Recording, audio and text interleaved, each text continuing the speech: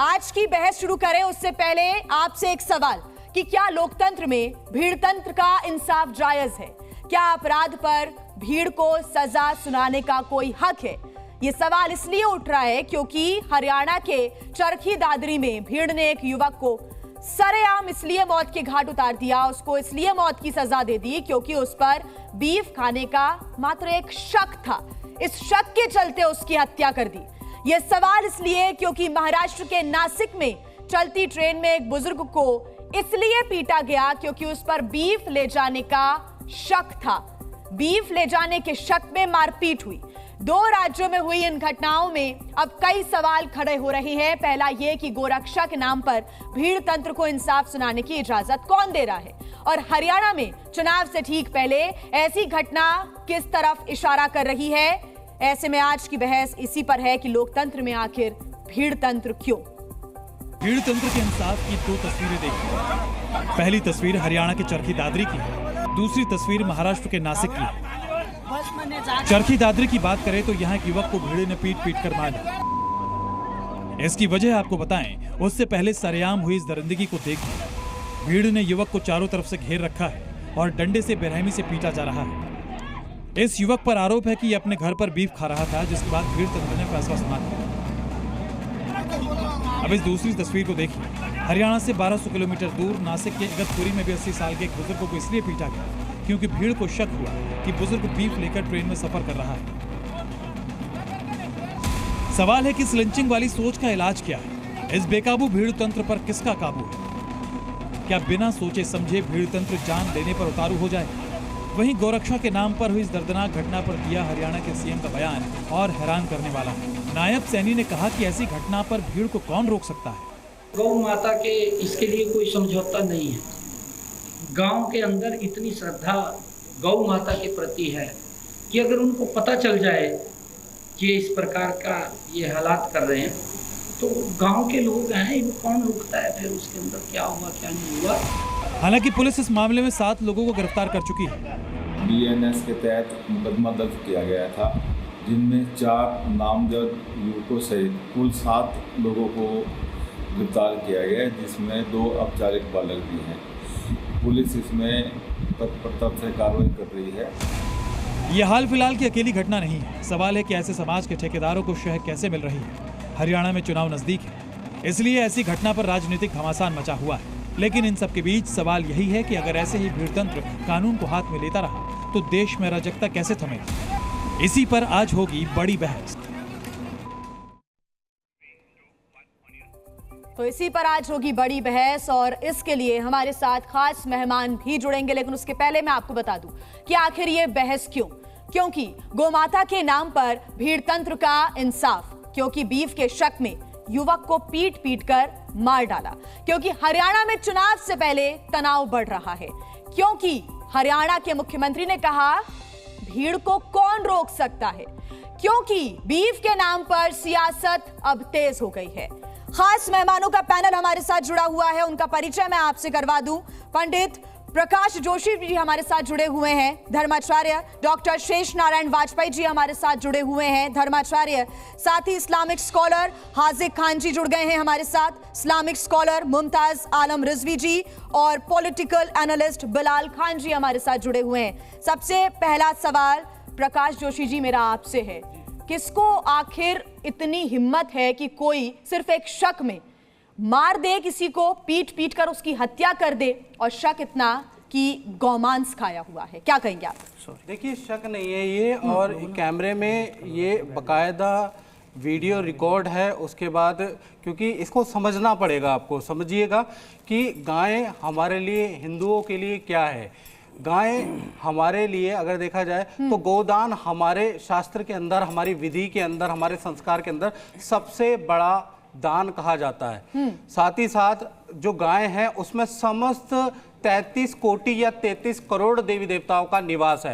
ये तो पूरा हिंदुस्तान जानता है सर। ये तो यहाँ पर हिंदुओं का एक इमोशन जुड़ा हुआ है, बिल्कुल तो जुड़ा है। कहीं ना कहीं इसका लेकिन क्या कानून मॉब भी बना लिंचिंग है। कर देंगे? क्या लिंचिंग कर देंगे? नहीं, मैं वही तो बता रहा हूँ कि कैमरे में रिकॉर्ड की गई है और जनता जो है, जनता जनार्दन को जब लगा ऐसा, तो भीड़ में कुछ भी हो सकता है जी, लेकिन क्या है, क्या गौ मांस खाना सही है जब उसको वो बंद है, तो ये भी नहीं करना चाहिए। किसी का मर्डर करना सही है? नहीं, मर्डर करना किसी के लिए सही नहीं है, बिल्कुल बिल्कुल गलत चीज है। किसी ने चोरी की, किसी ने मर्डर किया, उसके लिए कानून है। बीफ खाया, उसके लिए कानून है। देगा ना, कानूनी जवाब देगा, लेकिन जनता की भी अपनी भावना होती है। एक बात आप ये बताइए, अभी जनता ने जो किया क्या आपके लिए ठीक है? कोलकाता के अंदर वो हुआ, कोलकाता के अंदर रेप हुआ, कानून तो तब भी था ना। निर्भया कांड हुआ, कानून तो तब भी था ना जब निर्भया कांड हुआ। मेरी बात सुन लीजिए, जनता ने जो किया क्या वो ठीक है? मैं क्या कह रहा हूँ, निर्भया का कांड हुआ, अभी कलकत्ता में डॉक्टर के साथ में रेप हुआ, तो कानून तो तब भी ठीक था ना। कानून तो तब भी बनाया हुआ था, तब भी हुआ ना। ये थोड़ी ना है, ये पुलिस का काम है ना, संरक्षण दे पा रहा है। उसके लिए सीबीआई बनी हुई है, उसके लिए पुलिस की टीम्स का गठन होता है, उसके बाद टीम्स उसकी जांच करती है। कुछ भी हो नहीं रहा। भीड़ थोड़ी ना ये इंसाफ कर देगी। वो आपकी बात सही है, इसका जो फैसला होगा ये कानून में ही आएगा। चलता है यहाँ पर, लोकतंत्र चलता है, भीड़तंत्र जी जी, हम मानते हैं इस बात को, लेकिन किसी भी व्यक्ति को बिल्कुल भी आस्था को ठेस पहुंचाने की बिल्कुल भी वो नहीं करनी चाहिए, नहीं तो फिर जनता कुछ भी कर सकती है, याद रखिएगा। ये जनता हाजिक खान जी कर रहे हैं। हाजिक खान जी, देखिए मैडम, बात यह है कि हमारे देश का संवैधानिक देश है, डेमोक्रेसी है, और संविधान के एतबार से ये देश चलेगा। इसमें जो भी मर्डर कर रहे हैं, लिंचिंग कर रहे हैं, कत्ल कर रहे हैं, गर्दन काट रहे हैं, ये सब जुर्म है। मैं ये कह रहा हूँ कि 2014 से आज तक हिंदुस्तान में जो हो रहा है कि शिवाजी महाराज की मूर्ति गिरा दी जा रही है, मॉब लिंचिंग करके किसी की जान ले ली जा रही है, 45 फौजी मर दिए जा रहे हैं, आज तक उसकी इंक्वायरी नहीं हुई।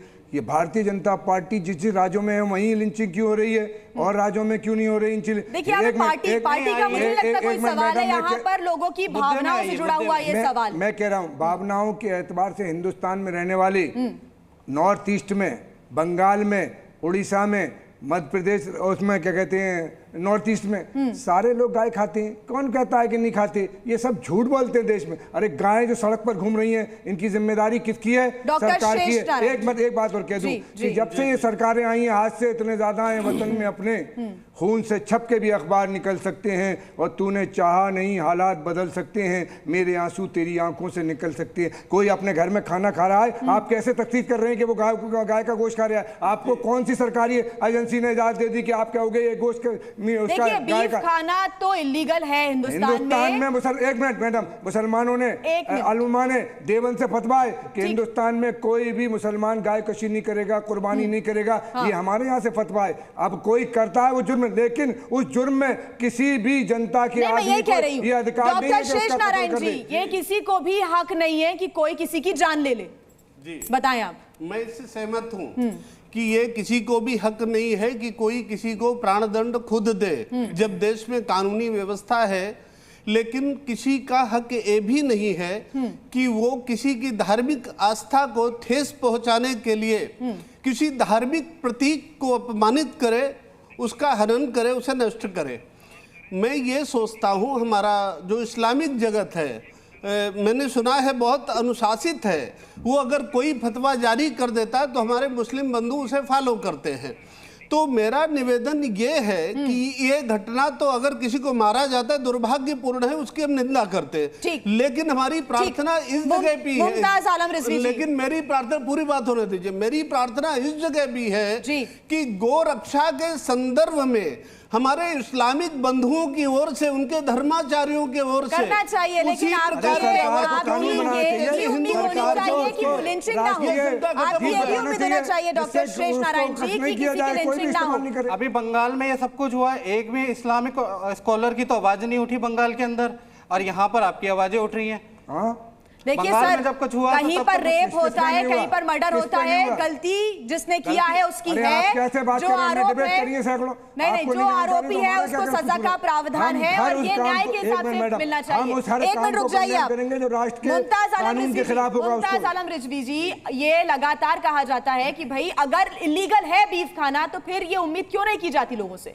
क्यों ऐसे शक हो जाते हैं और लोग क्यों गौमांस का सेवन भी कर लेते हैं? बिल्कुल, ये जिम्मेदारी वहीं से संभाली जानी चाहिए ताकि ये शंका न हो। आलम रिजवी है नहीं तो ये सबसे पहले मैं शुक्रिया अदा करूंगा आपका, आपके चैनल का, कि आपने एक सही डिबेट एक ज़माने के बाद की है और सही सवाल आपने उठाए हैं, तो मैं इसके लिए आपको मुबारकबाद दूंगा। दूसरी बात ये कि जो लिंचिंग होती है ये जो भीड़ जिस तरह से गुस्से में आती है और मार देती है, सिर्फ इतना ही नहीं मैडम कि वो मार देती है, बल्कि उसका वीडियो बनाया जाता है और वीडियो बना के वायरल किया जाता है। वो इसलिए क्योंकि उन्हें पता है कि उनके जो आका बैठे हैं वो उनको सजा नहीं देंगे, बल्कि उनका प्रमोशन करेंगे, इसलिए ये होता है। और दूसरी चीज ये कि आप सिर्फ मॉब लिंचिंग, मैं तो कहता हूं सरकारें जो बीजेपी की सरकारें हैं वो लिंचिंग कर रही हैं। अब आप कहेंगे कैसे? ये जो बुलडोजर है, क्या आप समझती है संविधान के तहत हो रहा है? अगर एक मिनट मैडम सुन लीजिए, एक मिनट, उम्मीद क्यों नहीं की जा सकती? मैडम एक आप ये बताइए। अरे मेरी बात पूरी हो जानी थी। देखिए मैडम, अगर एक शख्स गुनहगार है किसी मामले में, ठीक है, तो उसके घर में 10 लोग रहते हैं, माँ बाप रहते हैं, भाई बहन रहते हैं, सबको। आप जब घर गिराते हैं तो आप एक को सजा नहीं दे रहे होते, बल्कि 10 लोगों को सजा दे रहे होते हैं, और बगैर किसी ऑर्डर के आप घर गिरा देते हैं। ये क्या है? ये लिंचिंग नहीं है। दरअसल यही प्रेरणा लेकर के, यही सबक लेकर के ये लोग मॉब लिंचिंग कर रहे हैं, और गुनहगार सरकार है, मैं समझता हूं। आप यहाँ पर कह रहे हैं कि ये लिंचिंग हो रही है, बुलडोजर कार्रवाई आपके लिए लिंचिंग है? लिंचिंग है, बहुत बड़ी लिंचिंग है। कोई अगर किसी विभाग की जमीन पर, सरकारी जमीन पर अवैध तो पहले क्यों नहीं पता चलता? नहीं मैडम, ये बताइए, पहले क्यों ये बात पता नहीं चलती?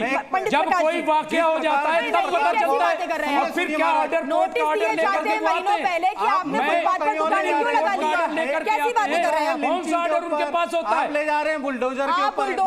मैं बता रहा हूँ कि सरकारें जिम्मेदार है मॉब लिंचिंग की। इस प्रकार से आप पहले बात समझिए। खाना गैर कानूनी है। अरे गैर कानूनी है, मैं कब कह रहा हूँ गैर कानूनी है? नॉर्थ ईस्ट में नहीं है, और मैं तो हमेशा कह रहा हूँ 10 साल मोदी जी की सरकार हो गई, 10 साल मोदी जी की सरकार हो गई, गाय को राष्ट्रीय पशु क्यों नहीं घोषित किया गया?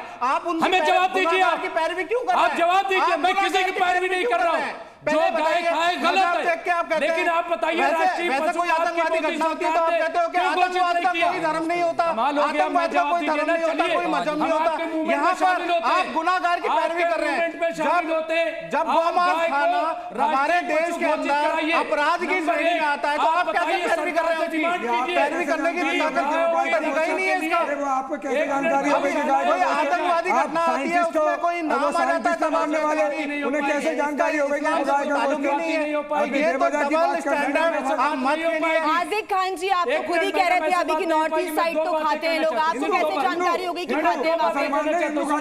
क्या आपके पास सबूत है? मुझे बताएं। मेरा मुद्दा ये है, अपराधी दोनों है महाराज, मेरा मुद्दा ये है, अपराधी दोनों है, एक अपराधी नहीं है।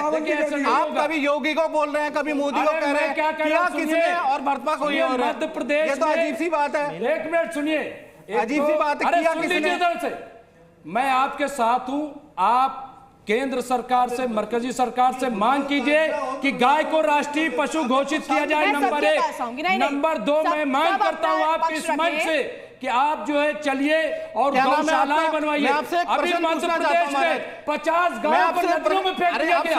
एक प्रश्न का जवाब तो दे दिखा रहा हूं, और कोई बोलने वाला नहीं है। आप लोग जो है रातों रात गौशालाओं से गांव को बेचते हैं। नंबर 3 बात मैं आपको बता दूं, आज मोदी सरकार जब से आई है, कोई कुछ नहीं सुन रहा है। गाय का गोश्त हुआ है, ये रिपोर्ट मौजूद है। आप क्या बात करते हैं? एक मिनट, आप गरीबों को मारते हैं और कहते हैं हम जो है गौ रक्षक है।